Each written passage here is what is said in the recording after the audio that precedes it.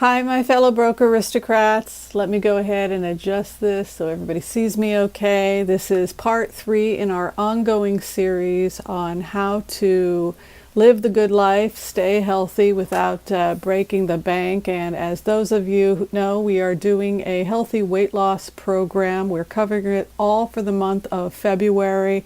And if you've watched parts 1 and 2, we hopefully have gotten you started. You've opened up a account at myfitnesspal.com. We showed you how to do that. We talked about a BMI, what a BMI is, and we also talked about calculating a BMR. And now we're moving on to the next phase, where we're going to begin to dive into what constitutes good nutrition.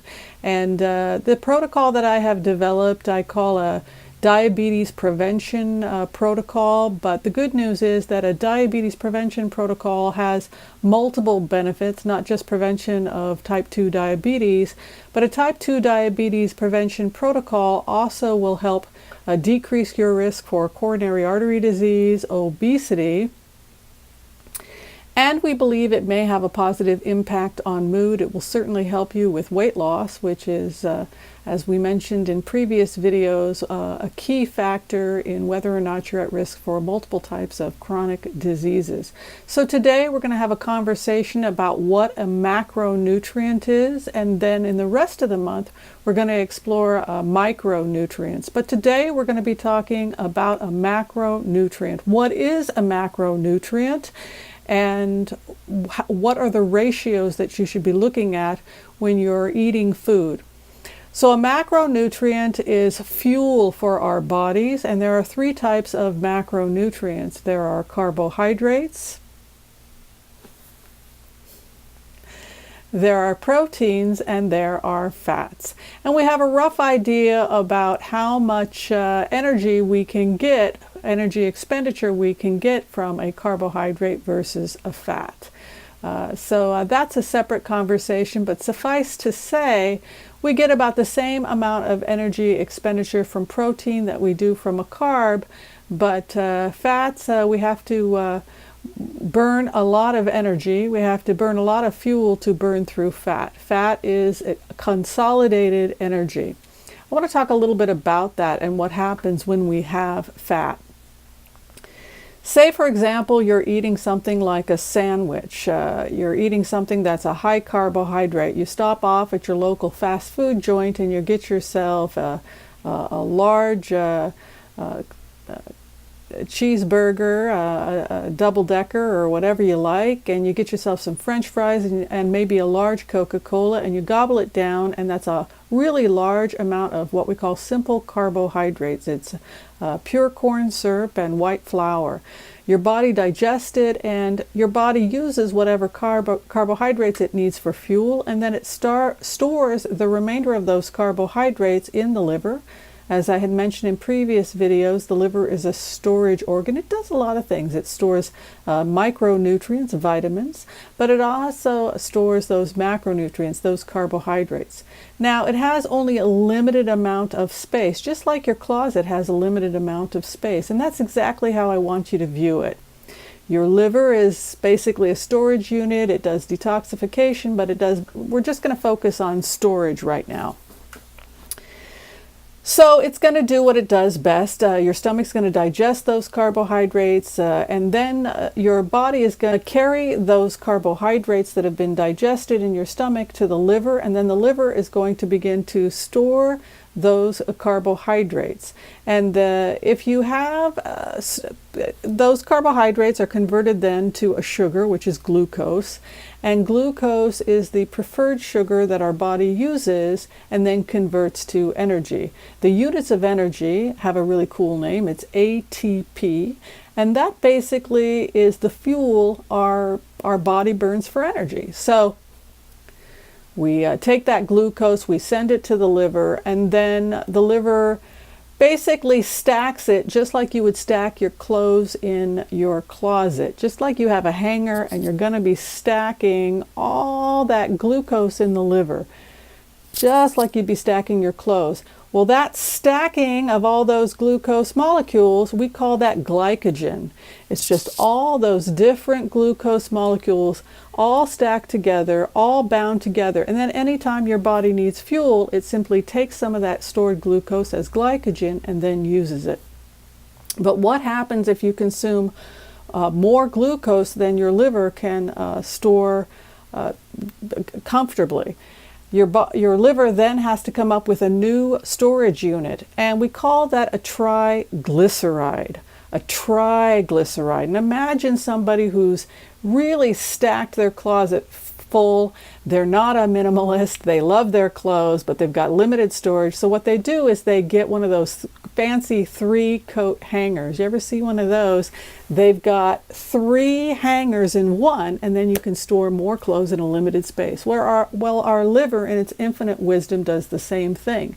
It begins to attach 3 glucose together, and that is a triglyceride. A triglyceride is a more convenient way of storing all that glucose. And at that point, if you're consuming too many carbohydrates, we say you have an elevated triglyceride. But what happens if you continue to eat those cheeseburgers and eat those French fries and drink all that soda pop?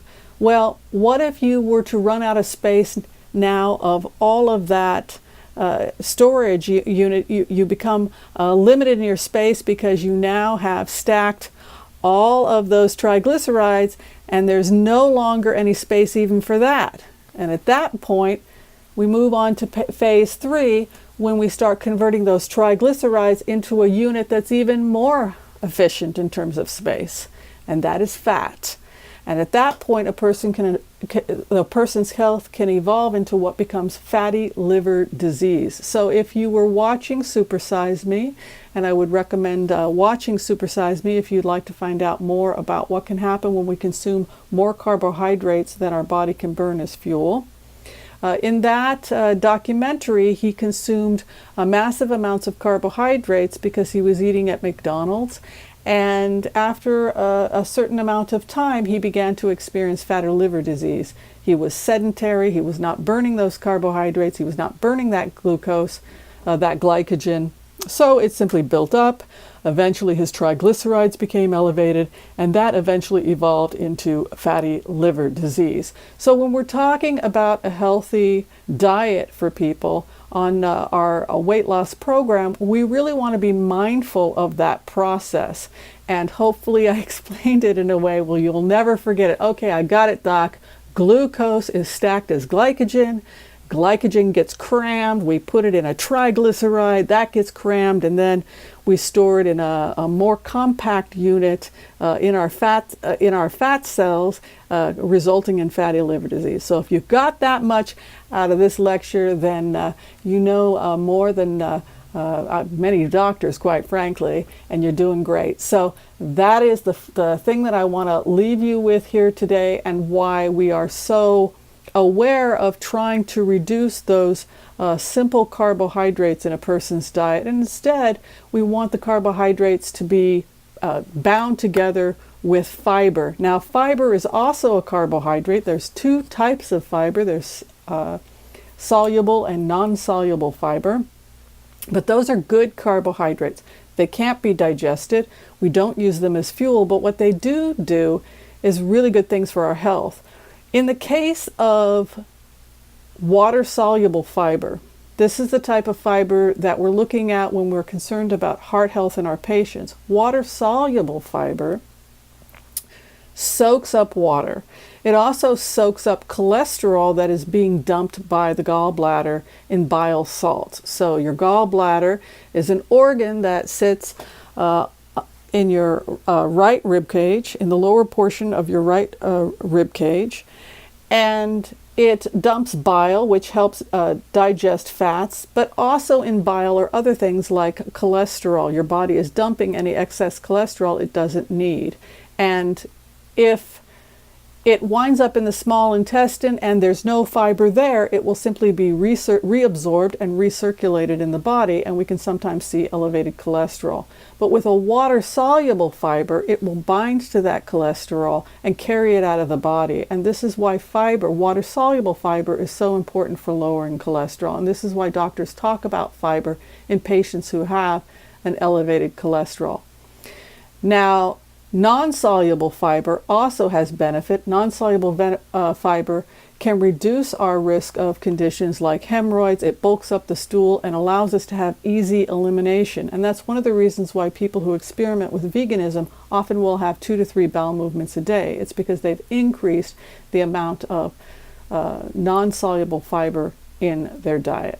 So that is a brief introduction to the various different types of carbohydrates and why we want to reduce simple carbohydrates, the ones that turn to glucose and go to the liver, and instead we want you to be consuming complex carbohydrates in the forms of green leafy vegetables, nuts and seeds, whole grains like brown rice. Quinoa is very good. They're low in glucose and high in water-soluble fiber and in non-soluble fiber. All right, that about wraps it up for me, this video for Broke Aristocrats. I hope I explained it as clearly as I can. If you have any questions about this video or any others, please reach out to me. This is the 3rd video in an ongoing series about healthy weight loss. When calculating how much fiber you should consume every day, we can talk a little bit about that, but I'm fairly certain that myfitnesspal.com helps do that for you. It's based on physical activity, whether or not you're sedentary, but you'll go ahead and you'll be able to see how much carbohydrates, how much sugar you're allowed to consume based on your age and level of physical activity. All right, I want to thank you for watching, and we'll see you next time. Take care. Bye-bye.